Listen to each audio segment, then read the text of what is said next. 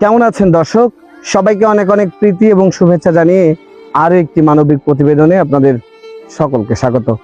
দর্শক, আজ যে মানুষটির জন্য দাঁড়িয়েছি তার নাম নাজমা খাতুন।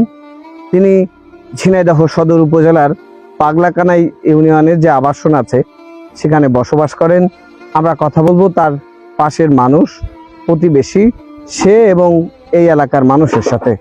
দর্শক, আপনাদের কাছে অনুরোধ থাকবে এই ব্রেস্ট ক্যান্সারে আক্রান্ত রোগীটির জন্য আপনারা মানবিক সহায়তা বাড়িয়ে দিবেন এবং ভালোবাসায় আর্থিকভাবে সহযোগিতা করে মানবতার সেবা করে এই মানুষটির পাশে থাকবেন।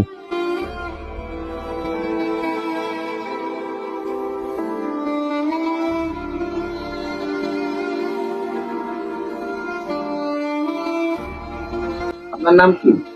আমার নাম আজিম। এই যে যিনি অসুস্থ, তিনি আপনার কি হয় বা আপনার প্রতিবেশী? আমার প্রতিবেশী। কি সমস্যা ওনার? ওনার ক্যান্সার। চিকিৎসা করে না কেন? চিকিৎসা সে টাকা পয়সার অভাবে চিকিৎসা করতে পারে না। এই দোকানটা আছে, সবকিছু করে লাভার লোক বাচ্চারা দেও কাজ কাম করে খেয়ে তাও মনে করেন যে পেয়ে দেয় না। ওষুধ তার লাগে প্রতিদিন প্রায় কম করে, ধরেন যে তার ক্যান্সারের ওষুধ লাগে মানে কম টাকারটা খালেও ধরেন যে 4 থেকে 500 টাকার ওষুধ লাগে তার। এলাকাবাসী এবং স্থানীয় যারা তারা সহযোগিতা করে না? এরা কোনো সহযোগিতা কিন্তু মানে আমি এখানে যতটুকু জানা কোন সে খুব অসহায়। তার অবস্থা এখানে দেখতে এক কয়েকদিন সে ফুলে পড়েছে। তার হইলে বাস সাইড, দাঁতের সাইড মাইড দিয়ে চতুর্থ সাইড দিয়ে ফুলে গিয়েছে, মানে আর বাঁচছে না সে। কতদিন ধরে এই সমস্যা ধরা পড়েছে 3 বছর। আচ্ছা, এখন তো টাকার অভাবে চিকিৎসা হয়? হ্যাঁ, এখনো টাকার অভাবে চিকিৎসা হয়নি। গরিব মানুষের জন্য এই সরকারের কাছে আমি আবেদন করছি যে গরিব মানুষের জন্য যেহেতু এত ঘর মানে বাড়ি ঘর করে দিয়েছে, এত কিছু করছে, তা আমার মনে হয় যে এই লোকটার জন্য তার কিছু করা উচিত। তাছাড়া আর কি বলবো, কিছু আর বলার নেই। কারণ আমারও সামর্থ্য নেই যে মহিলাটার আমি কিছু করে দেবো।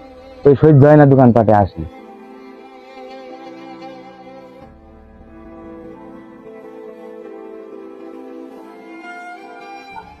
আপনার নাম কি? আমার নাম নাজমা। বাড়ি কোথায় আপনার? আমরা সরকারি ঘরে আবাসনে থাকি।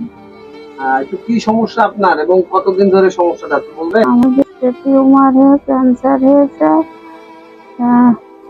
চিকিৎসা করতে পারছি না।